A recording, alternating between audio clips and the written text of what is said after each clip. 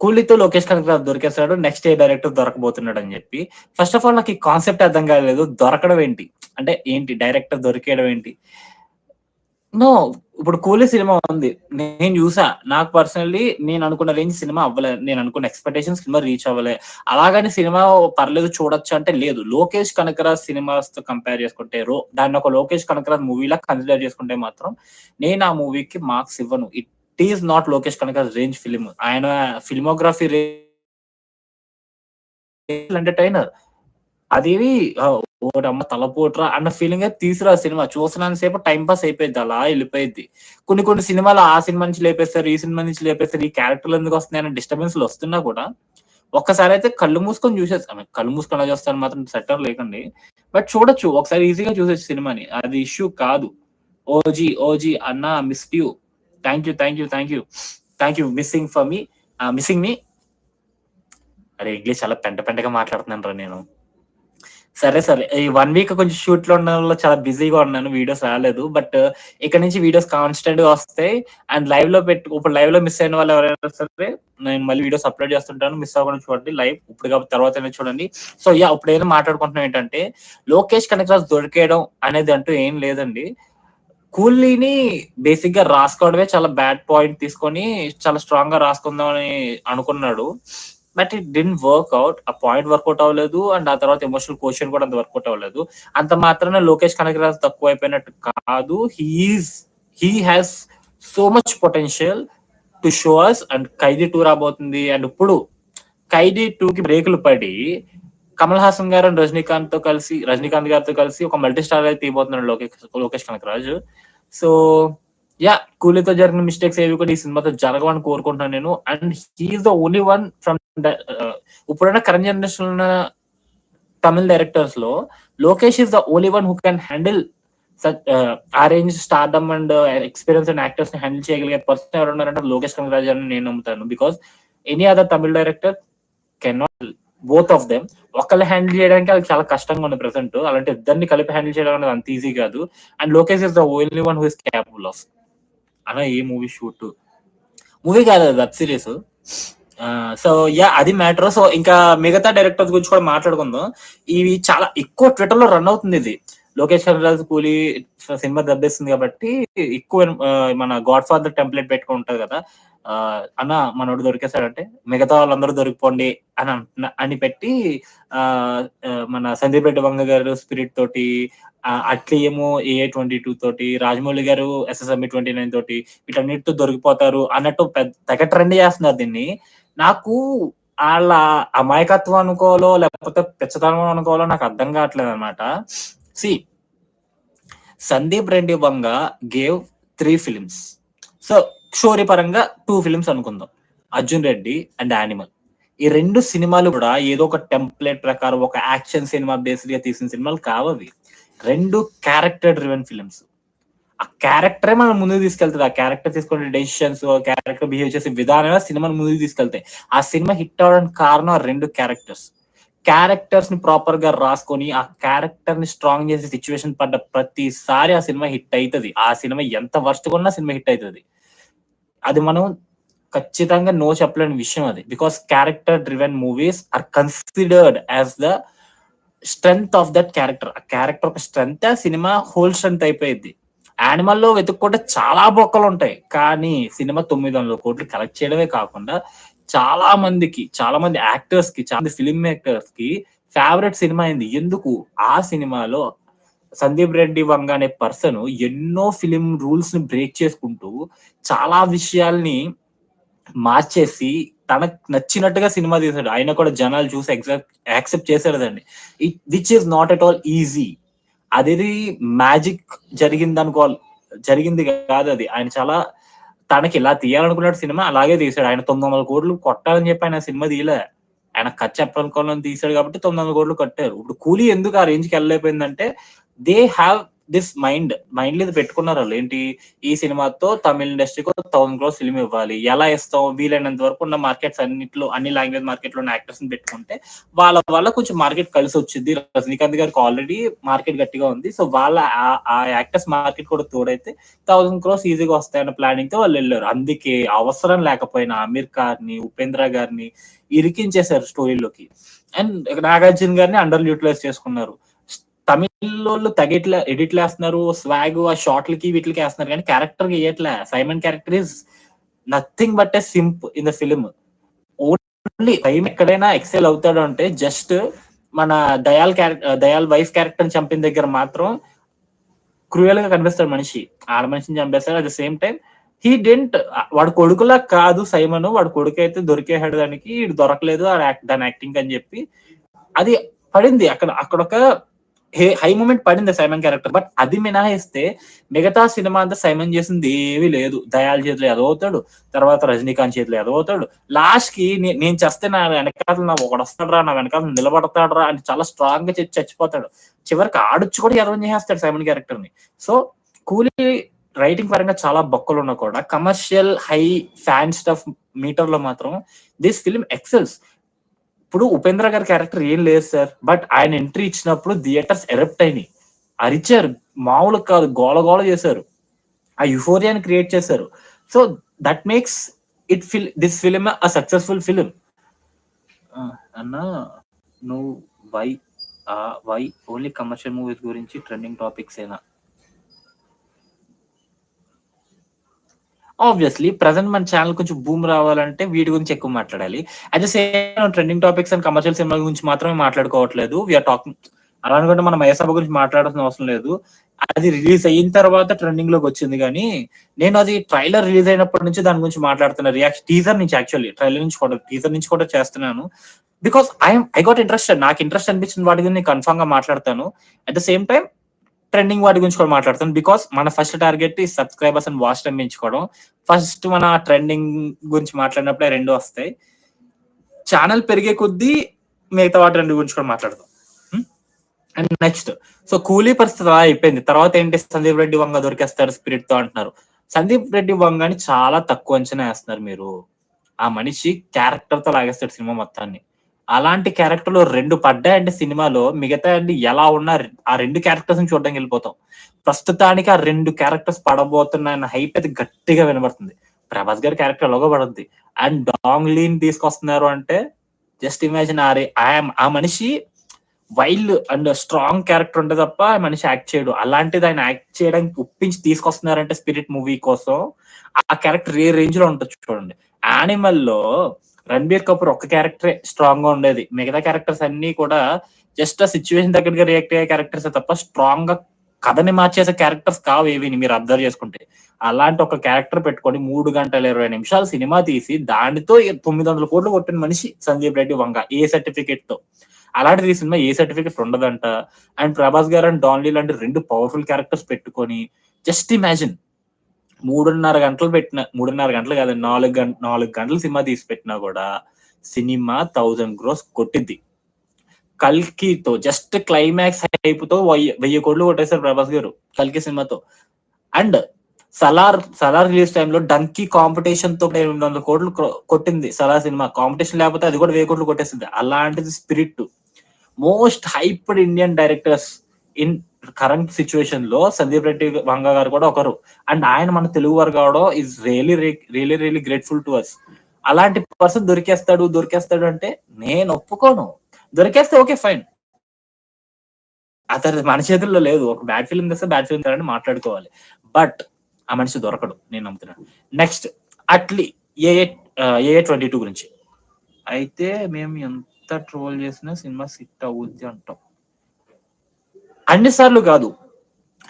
ఈ ట్రోలింగ్ విషయంకి వచ్చేసరికి bad content ఉన్న ట్రోల్ అయితే, బ్యాడ్ కంటెంట్ ఉన్నవి లేదా జనాలకి ఎక్కువ నచ్చని విషయాలు లేదా జనాలకి క్లిక్ అవని విషయాలు ఎక్కువ ట్రోల్ అవుతాయి.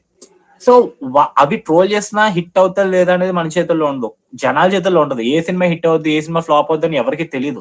అలా తెలిస్తే ఇండస్ట్రీ వాళ్ళందరూ హిట్ సినిమాలే చేస్తారు, ఫ్లాప్ సినిమాలు ఎవరు తీరు కదా.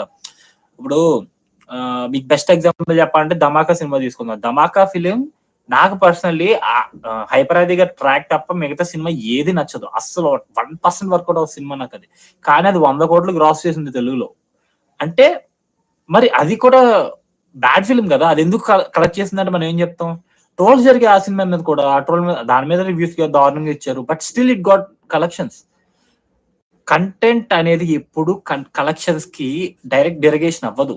కొన్ని కొన్ని సార్లు కొన్ని ఎలిమెంట్స్ వర్క్ అవుతాయి. 'ధమాకా' రిలీజ్ అయిన టైంలో వేరే ఏ సినిమాలు లేవు. ఆ సినిమాలో డ్రై సీజన్ సినిమాలకి ఎవరు జనాలు సినిమాకెళ్ళాలనున్నా కూడా ఏ సినిమాలో ఆప్షన్ లేవు అన్న టైంలో రిలీజ్ అవ్వడం వల్ల సినిమా కలెక్షన్స్ వచ్చాయని చాలా మంది అంటా ఉంటారు. నాకు తెలీదది. అది రీజన్ నాకు తెలీదు.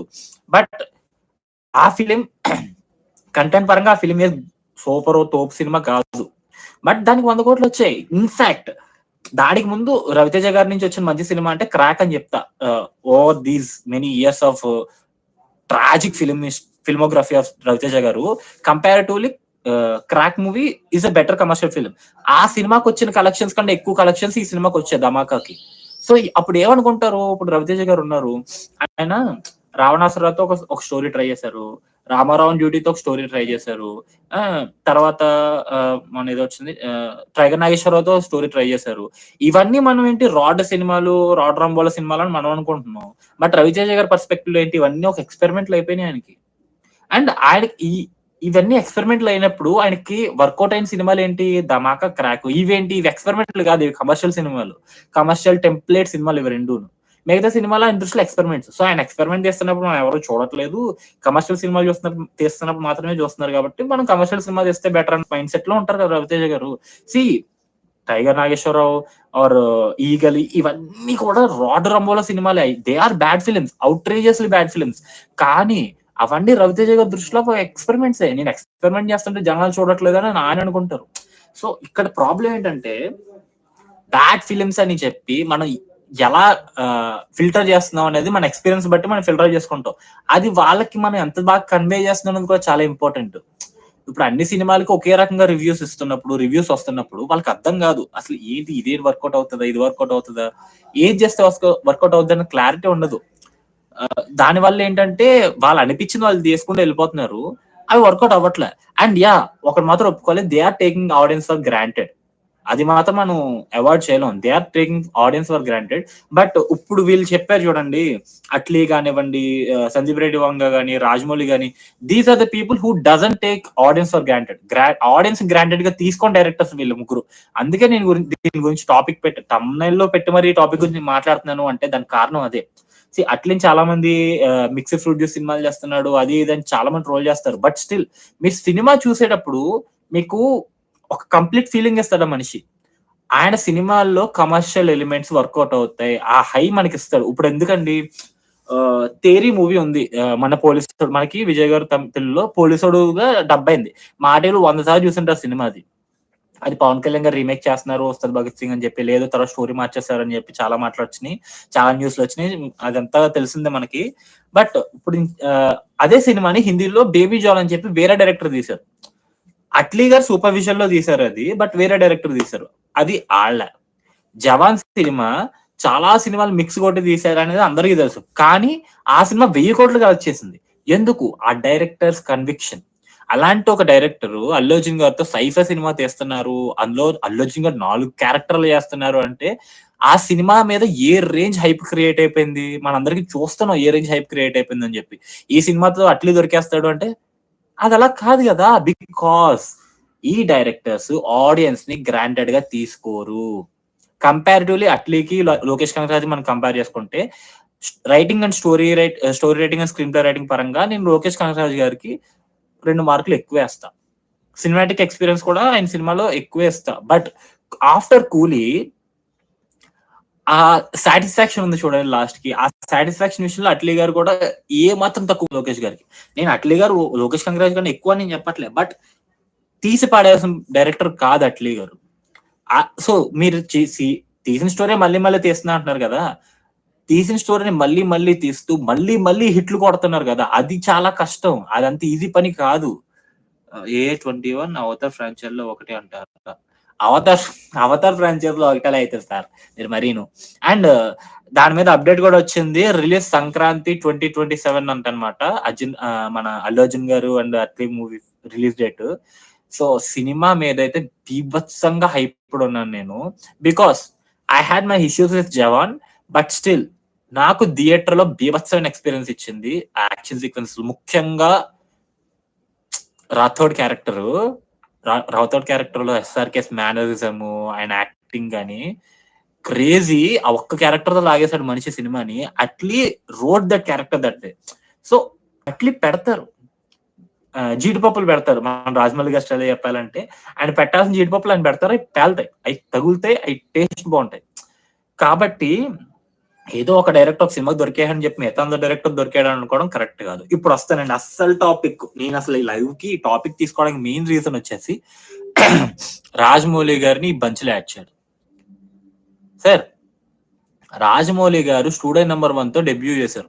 అది 1999 లోను 2000 లోను వచ్చినట్టుంది. ఇయర్స్ అది గుర్తులేదు. 2000 2002 ఏదో ఆ టైం పీరియడ్ లో వచ్చిన సినిమా అది. అప్పటి నుంచి మొదలు నాకు తెలిసి అప్పటి నుంచి కాదు, సింహాద్రి తర్వాత నుంచి అనుకుంటా. సింహాద్రి సినిమా ఒక రేంజ్ లో ఒక లెవెల్ హిట్ అయిపోయిన తర్వాత నుంచి మొదలైంది. రాజమౌళి గారు ఒక సినిమా అనౌన్స్ చేసిన ప్రతిసారి ఏం వర్కౌట్ అవ్వదు, దొరికేస్తాడు డైరెక్టర్ అన్న మాట వినబడుతూనే ఉంది. సింహాద్రి లాంటి బిగ్గెస్ట్ హిట్ తర్వాత తెలుగులో అస్సలు ఎవరికీ తెలియని ఒక స్పోర్ట్, రగ్బీ అని చెప్పి ఒక స్పోర్ట్ పట్టుకొని నితిన్ హీరోగా పెట్టి ఒక సినిమా తీస్తున్నామని అనౌన్స్ చేశారు. రగ్బీ ఎవడి వస్తాడండి, రగ్బీ ఎవడికి తెలుసండి, వర్కౌట్ అవ్వదు, ఏం వర్కౌట్ అవ్వే పనులు కావు. రగ్బీ ఎవరికి తెలుసు, క్రికెట్ లేకపోతే కబడ్డీయో పెడితే జనాలు చూస్తారు కానీ రగ్బీ ఎవరు చూస్తారు అనేసి అన్నారు ఆ టైంలో.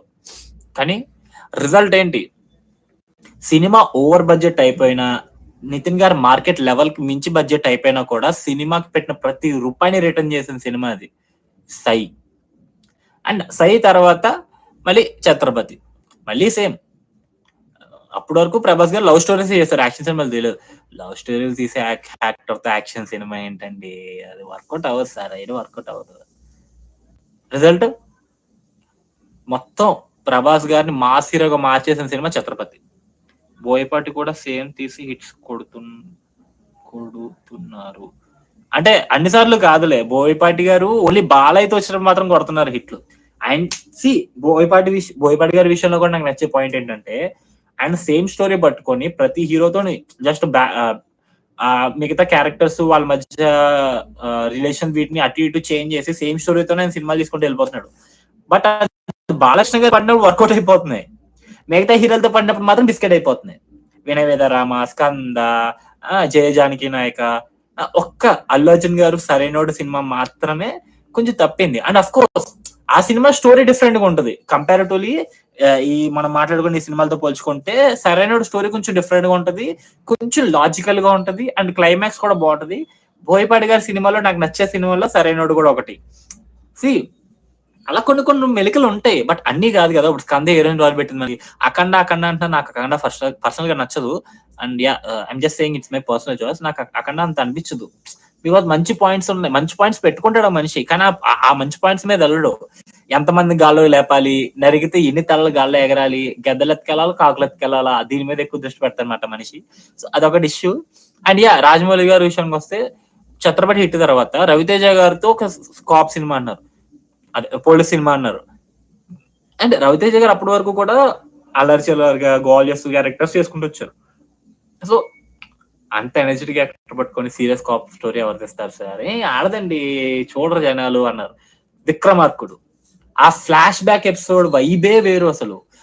అండ్ ఇప్పటికీ కూడా రాజమౌళి గారి డైరెక్షన్ ని ఓవర్కమ్ చేసిన యాక్టర్ ఎవరైనా ఉన్నారంటే అది రవితేజ గారే అని మనం ఇప్పటికీ చెప్పుకుంటున్నాం. అంటే ఆ సినిమా ఇంపాక్ట్ ఏ రేంజ్ లో ఉందో చూడండి. ఆ తర్వాత యమదొంకి అలాగే అన్నారు. ఆ తర్వాత మగధీర రెండో సినిమా హీరోని పెట్టుకొని 50 కోట్ల బడ్జెట్ పెట్టి సినిమా తీసేస్తారా మీరు, అది కూడా రాజుల కాలం సినిమానా, ఏం ఆడస్తారన్నారు.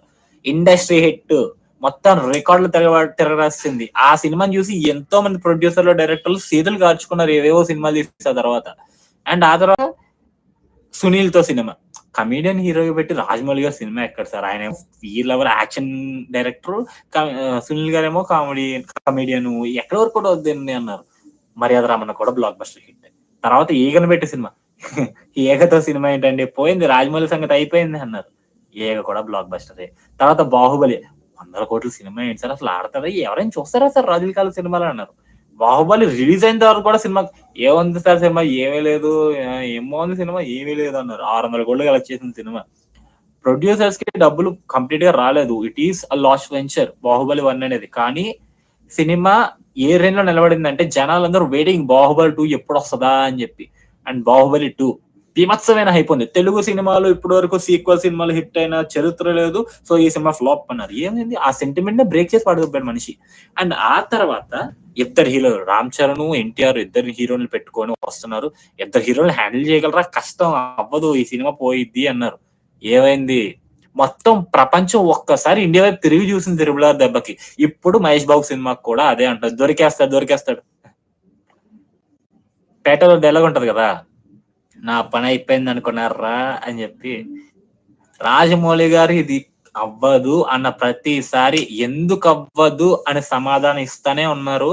గుర్తు పెట్టుకోండి SSMB 29 ఈ సినిమాతో రాజమౌళి గారు మొత్తం తెలుగు సినిమా, ఇండియన్ సినిమాయే కాదు వరల్డ్ సినిమాలో ఒక రేంజ్ ఊపుతారు.